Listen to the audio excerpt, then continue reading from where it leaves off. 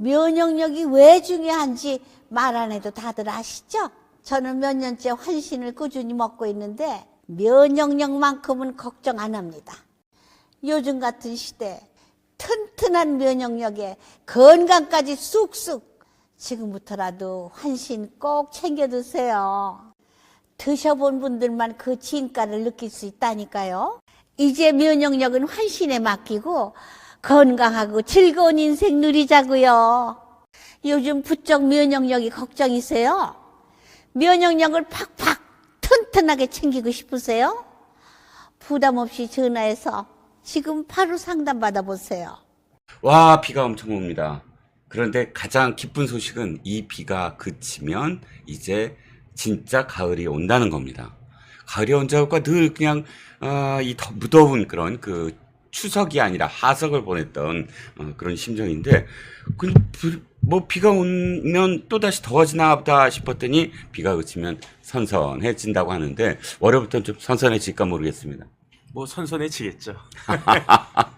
근데 또다시 형광 옷을 입고 오셨네요. 뭐 이제 빨리 반팔을 입어야 긴팔 옷 입을 때가 얼마 안 남은 것 같습니다. 꺼내놓은 반팔 빨리 다 입어줘야죠. 네네. 맞습니다.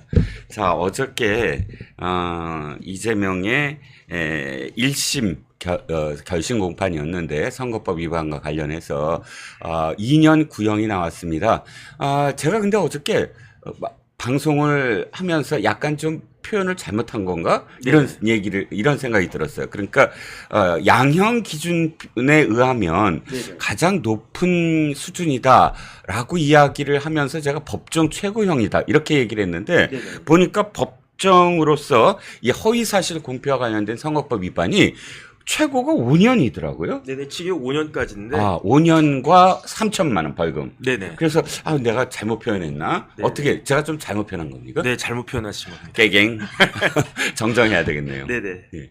저 그런데 저도 법조 변호사분들이 막 패널로 나와서 하시는 말씀이 그때 어저께 뉴스탑10을 좀 보면서 왔거든요. 네네. 근데 굉장히 가장 높대. 막 네네. 그래서 이 높은 건가 보다 했는데 나중에 봤더니 법정 최고형은 5년입니다. 네네. 어떻게 보세요? 저는 사실 예상을 했었어요. 네, 예상을 그러셨구나. 했는데 네. 제가 이제 구형 나오기 직전에 뉴스트라다무스 나가가지고 네네. 처음에는 구형을 한 3년 정도 하지 않을까 생각을 했는데 네네. 왜냐하면 법정 최고형이 5년이니까 그렇군요. 뭐 저는 한 3년 정도 할 수도 있겠다 싶었는데 네. 검사들도 부담이 있었을 거예요. 네네. 왜냐하면 네. 양형 기준상의 최고형은 2년이었거든요. 네. 양형 기준상. 양형 기준상. 예. 그러니까 그 양형 기준을 넘어서는 그러한 그 형량을 그 구형하는 것은 조금 부담스러웠을 것 같다는 느낌이 딱 들어가지고 뉴스트라다무스 딱 끝날 때쯤에 네. 3년을 2년으로 정정했거든요. 그 1시간 내에 계속 마음에 걸리셨구나. 이거 3년 너무 질렀어. 1년 깎아야 되겠다. 네. 그래서 1년 깎아줬는데 예. 결과적으로는 그게 이제 검사의 생각과 저의 생각이 일치한 것이다. 일단 그런 생각이 들고요. 예. 그다음에 이제 중요한 건 선고니까 네네. 선고를 어느 정도로 할 것인가 그 부분에 대해서 아마 한성진 부장판사는 유무죄는 다 이제 그 결론을 내렸을 거고요. 네네. 그냥 아침부터 저녁까지 매일매일 이제 11월 15일까지 한 2달 정도 남은 기간 동안에 얼마를 때릴까, 뭐 벌금을 때릴까, 아니면은 징역을 때릴까, 징역을 때릴 때 거기에 집행유예를 붙일까 말까 이런 것들 고민하면서 지금 그 2달을 보내지 않을까 그런 예상이 됩니다. 네. 법적으로 사실 네네. 저는 개인적으로는 집행유예가 되든 안 되든 그건 중요하지 않다. 중요한 건 금고 이상의 실형이 선고되거나 아니면 100만 원 이상의 벌금이 선고가 되거나 이 두 가지가 가장 중요하지 않겠습니까? 네네. 그게 더 중요하긴 한데 네네. 그런데 사실은 실질적으로 그 때려지는 그 형량도 네. 저는 굉장히 중요하다고 봐요. 네. 왜 중요하다고 보느냐? 네. 이것은 1심이기 때문에 음흠. 항소심 가고 또 대법원 가고 앞으로 2차례가 더 남아있기 때문에 네네. 그렇기 때문에 지금 1심 판결이 다른 어떤 때보다도 중요하지 않을까 저는 그렇게 예상이 됩니다. 네, 그렇군요. 자, 그런데 11월 15일이에요. 네네. 10월 달 정도에는 나올 거다라고 다들 예상을 해서 10월 달에 잔치국수집이 호황일 거다. 뭐 이렇게 얘기가 됐는데 11월 15일이면은 조금 더 늦어졌네요. 네네. 뭐 그거야 판사가 판단할 문제지만 11월 달로 늦춰진 어떤 계기가 있나요? 내막이? 제가 봤을 때 이건 위법한 거라고 전 계속 이야기를 드려요. 예. 이건 판사가 위법하다. 판사가 법을 위반하고 있다. 네네. 도대체 얼마까지 위반할 것인가. 왜냐하면 네. 모든 사람들한테 이제 우리나라 국민들 다 이제 이해할 거예요. 네. 공직선거법 270조에 네. 선거범 재판은 1심은 6개월. 이거는 뭐 사람들 다 아는 상식이 아니겠습니까? 네. 그런데 이 6개월도 6개월 내에 끝내줬으면 좋겠다. 웬만하면 6개월 내에 끝내줘라. 이게 아니고 반드시 6개월 내에. 그 다음에 거기에 또 하나가 더 붙어요. 뭐가 있냐면은 다른 재판에 우선해서. 그래서 전임자가 강규태 부장판사인데 강 부장이 뭐라고 이야기했느냐. 내가 중요한 사건들 많아가지고 네. 이 사건은 상대적으로 덜 중요하게 생각이 돼서 그래서 내가 재판을 좀 질질 끌었을 뿐이다. 이렇게 이야기했지만 네. 그 말 자체가 법전을 안 봤다는 이야기예요. 그렇군요. 부장판사가 법을 안 봤다는 이야기예요. 네. 제가 다시 읽어드리면은 선거범에 관한 재판은 다른 재판에 우선해서 해야 된다. 네. 그러니까 제일 중요한 게 선거범 재판이다. 이렇게 네. 되어 있단 말이에요. 네. 만약에 강규태 부장이 6개월 내에 뭐 징역 1년이든 뭐 벌금 1,000만 원이든 때렸으면 네. 우리나라가 지금과 같이 혼란스러웠겠습니까? 네. 강규태 부장이 이거를 2년 가까이 질질 끌게끔 만들어 놨기 때문에 네. 우리나라가 지금 겪고 있는 이 많은 혼란의 상당 부분이 초래된 것이다. 거기에 대해서 부장판사가 뭐 대단하냐 이렇게 생각도 하겠지만 네. 그 부장판사 한 사람으로 인해 가지고 지금 우리나라가 정치가 꽉 막혀 있는 그런 상황이 되어버린 것이 아닌가. 강규태만큼은 아니지만 한성진 부장판사도 반성해야 됩니다. 왜냐하면 네. 이거는 어제 그 결심하고 오늘은 이제 토요일이니까 그렇다고 해도 월요일에 판결해도 그게 될까 말까한 사건이에요. 네, 네. 이미 2년이 지나갔잖아요. 이미 2년. 이게 네. 작년 9월에 재작년 9월에 작년도 아니고 네. 재작년 9월에 기소가 이루어진 사건이었단 말이에요. 그렇죠. 그러면 그 다음 주 월요일에 판결을 해도 2년 끈 건데 네네. 여기에다가 뭐 부가가치세 붙입니까? 왜 2달을 갖다 더 붙여가지고 2년하고도 2개월을 갖다가 더 하겠다라고 하는 것인지 이건 말이 안 되고요. 네네. 제가 곰곰이 생각을 해봤어요. 네. 도대체 왜 11월 15일일까? 네네. 눈치 보는 거예요. 무슨 무슨 눈치를 보느냐? 네. 첫 번째 다음 달에 뭐가 있습니까? 다음 달에 그 보궐선거 있어요. 네네. 그 보궐선거 결과가 어떻게 나올까? 그거 보고 생각을 좀 해볼까? 아니 판사들이 저기 지방선거 무슨 기초 단체장 4곳 뽑는 재보궐을 신경을 써야 돼요? 아니 뭐 어쨌든 제 느낌에는 그래요. 예. 아니라고 하겠지. 아. 만약에 한성진 부장판사 보고 아니 당신 그것 때문에 그 뭐 판결 선고 2달 뭐 더 늦춘 거 아니야? 이렇게 이야기하면 네네. 아니야. 저 말도 안 돼. 뭐 그렇죠. 누가 그런 이야기해? 이렇게 이야기하겠지. 네네. 하지만 저한테는 그런 의심이 든다. 아. 더 중요한 건 뭐냐면요. 네네. 김동연 부장판사하고 지금 신경전 벌이는 거다. 왜요? 위증교사 9월 30일 결심이잖아요. 그렇죠. 그러니까 네네. 한 달 동안 결심을 하면 제가 봤을 때 예. 10월의 마지막 날 정도에 지금도 뭐 기억하고 있어요. 뭐 10월의 마지막 밤을 뭐 이런 노래 나오게끔 10월의 마지막 날 정도의 판결 선고를 위증교사가 하지 않을까? 그럼 난 그거보다 한 2주 정도 늦게 하는 게 조금 더 낫지 않을까? 그러니까 김동연 부장판사가 위증교사 관련해서 형을 어떻게 때리느냐, 과연 실형을 때리느냐, 아니면 법정 구속까지 하느냐, 아니면 벌금을 때리느냐, 거기에 따라서 나도 이거를 벌금을 때릴까, 실형을 때릴까, 벌금을 때릴 때 99만 9,900원으로 때릴까, 101만 원으로 때릴까, 1,000만 원으로 때릴까, 그거 결정하겠다는 거 아니겠습니까? 저는 그런 느낌이 드는데 만약에 이런 식으로 이야기하면 한성진 부장은 막 화를 내면서 아니라고 하겠지. 뭐 아닐 거예요. 근데 그렇다라고 하면 뭐 이런 사건 가지고 이미 늦은 그러게요. 사건을 가지고 2달을 더 늦추느냐. 그러게요. 좀 제 말이 틀렸다라고 정확하게 이러이러한 이유로 내가 지금 뭐 아니면 뭐 내가 뭐 내일 뭐 수술 들어가가지고 뭐 한 달 동안 뭐 병가 내야 되기 때문에 뭐 늦췄다 이렇게 이야기를 하든지 네. 그럴듯한 왜 늦어지는지에 대한 이유를 밝혀야 될 것 같은데 아마 못 밝히지 되지 않을까 싶습니다. 이 방송을 김동현 판사가 안 봤으면 좋겠습니다. 김동현 판사가 이 방송을 보면서 정혁진 변호사의 말씀을 듣고 그래? 그랬단 말이야? 그럼 난 2주 더 늦게 해야지. 지금 선거를 11월 말에 해야지. 이렇게 되지 않을까 걱정이 되네요. 농담이 아니고 예. 제 이 방송을 멸콩을 보든 안 보든 네. 김동현 부장판사는 네. 11월 말로 판결 선고할 가능성이 많아졌다. 저는 개인적으로 그렇게 추측이 됩니다. 정말 그러지 않기를 바랍니다. 네네. 우리 대한민국의 사법부의 판사들은 이렇게 좌고우면하고 무슨 기초단체장 재보고를 신경을 쓰고 아니 저쪽이 먼저 해야지 그거 보고 내가 해야지 라고 생각하지 않는 판사들이길 정말 기원합니다. 그런데 변수가 있어요. 어떤 변수요? 김동현 부장판사는 네. 무슨 재판을 또 하고 있느냐? 네네. 대장동 재판을 하고 있다. 그렇죠. 형사 33부인가요? 네네. 예, 그런데 지금 그 이재명 대표의 재판받는 태도가 네. 매우 불량하다. 그러게요. 그러니까 이제 김동현 부장판사가 네. 조금 열을 받았을 수도 있다. 네네. 뭐 신진우 부장판사만큼 아니라고 할지라도 네네. 자꾸 누가 봐도 이거는 재판 늘리려고 하는 게 네네. 그러면 이제 재판한 사람도 맥이 탁탁 빠지고 네. 빨리빨리 일을 떼야 되지 않습니까? 그러게요. 그러니까 이게 좀 짜증이 나고 있는데 그런데 이제 위증교수죄 관련해서는 예. 아예 모르겠다 그냥 빨리 징역형 때리고 그냥 네. 아니 그냥 법정 구속 시켜가지고 법정 구속 시키면요 김동현 부장판사가 법정 구속 충분히 시킬 수 있거든요. 네. 법정 구속 시키면 그러면은 이재명 대표 재판이 되게 빨리빨리 진행될 거거든요. 그렇죠. 그런데 그때 법정 구속 시키려고 하면 또 회기 중이라고 저기를 해야죠. 투표해야죠. 그런데 여태까지 그런 일이 없었는데 예. 뭐 어떤 일이 없었냐면은 이게 그렇게 불체포 특권 관련해서는 검찰에서 영장 쳤을 때에만 이런 것들이 있었고 예. 법원이 법정 구속한 경우에 관해서도 이게 해당되는지 여부를 그렇지 않아도 제가 한번 좀 검토해 봐야 되겠다. 여태까지 예. 설레는 없는 것 설레 같거든요. 있어요. 있어요. 3번 있었어요. 아. 예. 그래서 풀려난 적이 있어요. 풀려났다. 예, 풀려났다. 판사가 법정 구속했는데. 네, 법정 구속했는데 풀려난 적이 있어요. 네네. 투표로 해서. 그래서 그게 해당이 되는 사안이더라고요. 아이 좋다 말았네. 예, 정변 말씀하신 거예요. 근데 네네. 보니까 실제로 열 받았어. 김동현이 열 네네. 받았어. 보니까 9월 3일 날 열린 그 백현동 대장동 그 위례 재판에서 또 증거 채택 갖고 이재명 측이 정영학 녹음 파일을 처음부터 끝까지 다 들으자. 네네. 라고 한 거예요. 그러니까 네. 김동현이 열받아갖고 네. 이렇게 얘기했어요.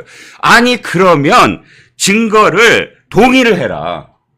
증거를 동의하면 내가 다 틀겠다. 네네. 근데 그것도 안 해주면서 다 튼다는 건 지연하는 거 아니냐. 지원하는 거죠. 그다음에 만약에 증거를 부동의하면 네네. 정영학 불러가지고 예. 다시 또 처음부터 끝까지 다 물어봐야 된다는 이야기. 그렇잖아요. 그러니까 형사소송법을 예. 이런 식으로 지난 민주당 정권에서 누더기로 만들어 버렸어요. 네. 그러니까 재판이 늦어지는데 네. 대표적으로 그 굉장히 문제가 된 재판이 네. 간첩 재판들이거든요. 그렇죠. 간첩이 이런 식으로 간첩 재판을 갖다가 질질질 끌므로 인해 가지고 네. 그 6개월 구속 기간 끝나면 풀려나 가지고 뭐 무슨 짓 하는지 모르고 그렇죠. 지금 우리나라가 이런 상황이 되어 버렸어요. 그렇습니다.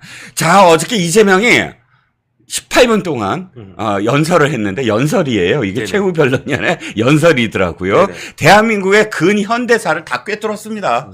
김구, 조봉암, 김대중 이 세 사람을 언급을 하면서 네네. 모두 다 김구는 죽고 그다음에 조봉암도 죽었죠. 네.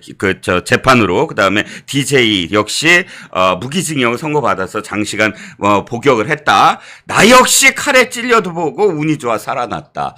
야, 근데 저 여쭤볼게요. 이렇게 근현대사의 이 엄청난 인물들을 다 동원하면 판사가 최후 변론을 들으면서 감동을 받으면서 형기에 이 도움이 되나요? 제가 판 사람 기가 찰 거고요. 예, 예. 저거는 이재명 그 대표가 피고인 이재명이 판사님 들으라고 한 이야기가 아니에요. 네. 저거는 누구를 상대로 한 이야기냐? 앞에 있는 재판장한테 이야기는 했지만 실질적인 어디언스 청자는 누군들인가? 개딸들이라는 네, 얘기예요. 네. 저 이야기를 듣고 환호할 사람들은 누가 있습니까? 개딸들밖에 없어요. 네. 왜냐하면 조봉암 선생, 김구 선생, 그 다음에 누구야 김대중, 예. DJ 대통령 이런 분들이 그 재판을 통해 가지고 고초를 갖다가 겪었죠. 겪었는데 그게 개인적으로 위증하다가 그렇게 됐습니까? 개인적으로 거짓말하다가 그렇게 됐습니까? 개인적으로 배임하고 개인적으로 북한에다가 돈 보내다가 재판 받아가지고 그렇게 뭐 고초를 갖다 겪었습니까? 그렇지가 않았잖아요. 네네. 지금 우리나라가 일제 시대입니까? 지금 우리나라가 일제 시대면은 그런가? 그러니까 문재인 전 대통령 딸은 국구식간대학교 갔나? 이게 말이 되겠습니까? 네네. 이거는 진짜 제가 만약에 제가 그건 뭐 쉽게 말하면은 지금 저 세상에서 우리나라 재판부를 바라보고 계실 김구 선생, 조봉암 선생, 그 다음에 DJ 대통령은 놀라가지고 벌떡벌떡 일어날 그러한 일이 아니었나. 저는 그런 생각이 듭니다. 김구, 조봉암 DJ가 모두 다 한 목소리로 내가 너 같은 자범이냐? 라고 한탄할 그런 생각이 한탄할 것 같습니다. 저도 그렇게 생각이 드는데요. 그런데 어저께 최후 변론을 보면서 정말 이재명은 말 바꾸기의 끝판왕이구나 이 생각이 또 들었어요. 보니까 이렇게 얘기합니다. 검찰이 내가 하지도 않은 말을 했다고 만들어내고 있다라고 이야기하려면 네. 지금까지의 이 재판 과정에서 그것을 적시를 해야 되잖아요. 네네. 하지 않은 말을 만약에 진짜 했다라는 걸 이렇게 증명해내면 자기 선거에서 얼마나 유리하겠습니까? 네네. 근데 지금까지 재판에서 검찰이 자기가 하지 않은 말을 했다고 특정한 적이 없어요. 네네. 그리고 보니까 그거에 대한 설명이 이겁니다. 고작해야 김문기를 모른다, 기억하지 못한다고 한 말에 대해 검찰이 해석을 붙였다. 해석을 붙인 것과 하지 않은 말을 했다라는 건 다르잖아요. 네네. 해석이라는 건 이 말을 왜 했다, 어떤 배경 때문에 했고 이 말의 전후는 이렇다라고 해석을 하는 것이지 여기에 검찰이 특정한 말을 이재명이 이렇게 얘기했다라고 이재명이 하지도 않은 말을 한 건 아니지 않습니까? 네네. 그러니까 어감이 굉장히 다르잖아요. 그러니까 맥락이. 김문기 처장을 몰랐다라고 하는 거는 네. 주관적인 이야기예요. 네네. 그래서 그 이재명 대표 포함해서 많은 민주당 사람들이 이거는 주관적이기 때문에 형사처벌이 안 된다라고 이야기했는데 그거는 틀린 거예요. 잘못된 거예요. 네. 주관적인 것인데 주관적인 것은 둘로 나뉘어요. 네. 주관적 사실이냐, 주관적 판단이냐. 아하. 만약에 이재명 대표가 나 김문기랑 안 친해 이렇게 이야기했었으면 네. 김문기 씨가 이제 돌아가셨단 말이에요. 네네. 그 다음날 주영진 앵커가 SBS에서 그 김문기 씨 어떻게 잘 아십니까? 알긴 아는데 안 친합니다. 네. 이렇게 이야기했으면 네. 처벌의 대상이 아니에요. 네. 왜냐하면 친하다 안 친하다는 가치 판단이고 네. 안다 모른다는 주관적 사실이에요. 네. 방점이 주관적에 끼치는 게 아니고 예. 그 사실의 방점이 찍히는 거란 말이에요. 네네. 그러니까 제가 이종근 실장님을 갖다가 저는 잘 알고 저는 개인적으로 친하다고 생각을 해요. 네. 그런데 이종근 실장님이 뭐 정 변호사 내가 알긴 알아 근데 안 친해 예. 이렇게 이야기할 수도 있는 거 아니겠습니까? 네네, 그렇죠. 그런데 만약에 이종근 실장님이 저를 안 친하다라고 이야기하는 죄가 아니야. 네. 그건 범죄가 아니야. 네. 그 공직선거법에서. 네네. 그런데 이종근 실장님이 정혁진 변호사 모르는 사람이야. 네. 그거는 죄란 이야기예요. 그렇습니다. 모를 수가 없잖아요. 지금 네. 옆에서 이렇게 막 방송하고 있는 게 다 찍혀 있는데 네네. 그다음 같이 골프 친 것도 찍혀 있고 뭐 낚시하는 거 사진 찍은 거 다 네. 찍혀 있는데 네네. 그런데 지금 우리가 이렇게 그 투샷을 딱 잡아보면은 네. 서로 바라보고 있습니까? 안 바라보고 있어요. 있잖아요. 딴데 보고 근데 있어요. 서로 앞에 카메라만 바라보고 있다고 해가지고 모른다? 저는 솔직히 말씀드리면 이재명 대표는요 변호사 잘라야 돼요. 굉장히 이재명 대표 자신까지도 우습게 만든 사람이 그 변호사니까. 그러니까 제가 봤을 때는 이 주관적 사실에 대해서 부인한 거기 때문에 그게 허위 사실을 공표한 거예요. 네. 거짓말 갖다 한 거다. 네. 그러니까 판단이 달라질 수가 없다. 네. 저는 그런 생각 듭니다. 그렇죠. 이재명 대표의 이재명의 그런 말 바꾸기가 또 하나 나왔어요. 보니까 협박, 그러니까 국토부 협박 때문에 이건 내가 들어줄 수밖에 없다. 상향을 4단계를 이렇게 이야기한 게 국정감사장에서 분명히 얘기했거든요. 네네. 자, 동영상 다 있습니다. 그런데 어떻게 최후 변론에서는 이렇게 얘기했어요. 협박이라고 화가 나서 표현했지만 압박한 것은 사실이다. 이건 또 웬 뚱딴지 같이 협박과 압박을 구분해서 자기가 입으로 협박이라고 했지만 그때는 화가 나서 했을 뿐이다. 압박을 받은 건 사실이다. 이 말이 됩니까? 그러니까 제가 말씀드렸잖아요. 네네. 이재명 대표는 피고인 신문을 안 하는 게 좋겠다. 음. 분명히 내가 봤을 때 저 양반 실수할 거다. 네. 그렇게 제가 생각을 하지 않았습니까? 네네. 그렇게 말씀을 드렸었는데 네네. 저게 저 실수였다는 이야기예요. 네. 그 국토부 협박 관련해서 이재명 대표는 법적으로는 자백한 겁니다. 음흠. 자기가 그 범죄 사실을 자백한 거다. 네. 말이 꼬였다고 그랬잖아요. 네네. 말이 꼬였다라고 하는 것은 그 말은 뭐냐면 네. 말을 진실을 꼬았다는 이야기잖아요. 네네. 진실을 꼬았다는 이야기는 무슨 말입니까? 쉽게 이야기하면 거짓말했다는 이야기예요. 네. 그러니까 국토부 협박과 관련해서는 뭐 다른 증거들 뭐 수없이 많지만 네. 그걸 갖다 더 이상 탄핵할 수 없는 그런 지경에 이르렀기 때문에 네네. 재판에 2년끈 재판에 마지막에 와서 드디어 이재명 대표가 피고인 신문 그다음에 그 피고인의 최후 진술에서 아 재판장님 내가 거짓말한 거 맞네라고 한 이야기를 한 것이다. 본인이 그거를 인식했든 인식하지 못했던 저 같은 법률가들이 봤을 때에는 이재명 대표의 저 진술은 자백한 것과 다름이 없다. 저는 그런 생각이 들고요. 네. 그렇기 때문에 내가 피고인 신문 하지 말라고 그랬잖아. 아니 그렇게 이 방송을 찌어시 봐야 된다니까요. 정 네네. 변호사가 나올 때마다 그거를 다시 보고 해야 된다니까.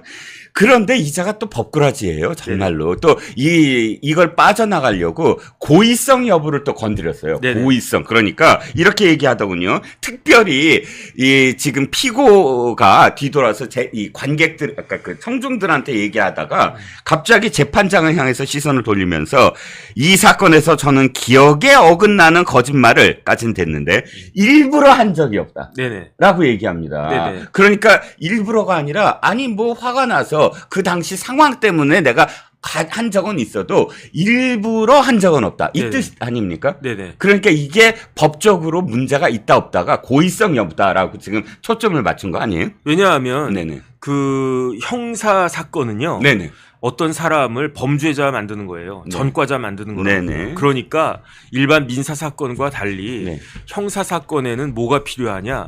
주관적 구성 요건이라고 하는 게 필요해요. 네. 이게 말이 그냥 어려워서 주관적 구성 요건인데 쉽게 말하면 고의가 있어야 돼요. 네. 고의가 없으면 형사 처벌이 되지가 않습니다. 그렇습니다. 그런데 민주당 이야기는 네. 김문기를 안다 모른다 이거는 주관적 이야기니까 이거는 형사처벌의 대상이 아니다 이런 식으로 이야기하지만 네. 그런 논리를 견지하다 보면 네.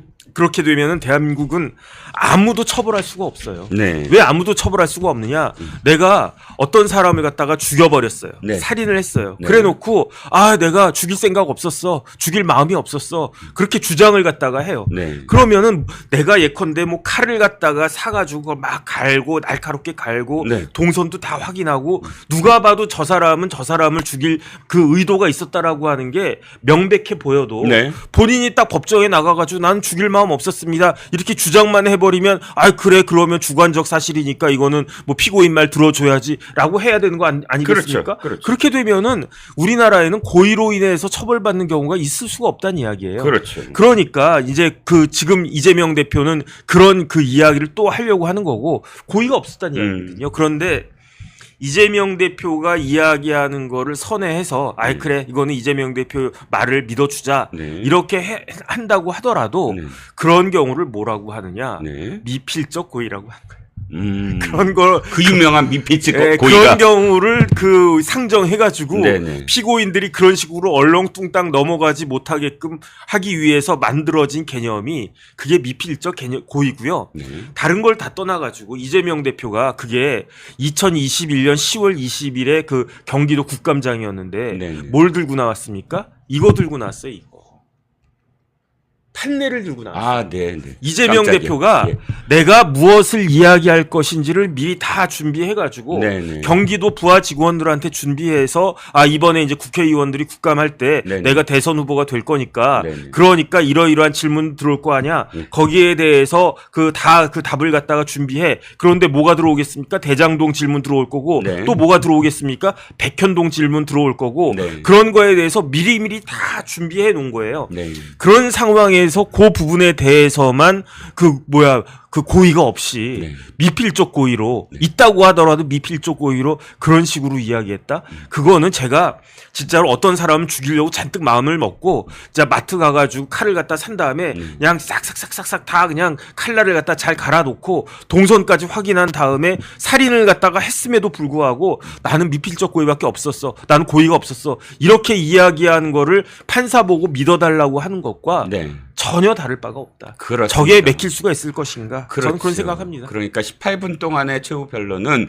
사실상 개딸한테 한 얘기고 마지막으로 재판부에게 난 고의가 없었다라고 항변한 것도 사실상 말이 안 된다라는 이야기 같습니다. 그런데 제가 이번에 네네. 새롭게 떠오른 기억이 떠올랐어요. 어떤 뭐가 기억이요? 떠올랐냐면 이겁니다. 모른다고 했잖아요. 김문기를. 그리고 하위직이라서 모른다라고 계속 주장을 했습니다. 치통 떨어져요.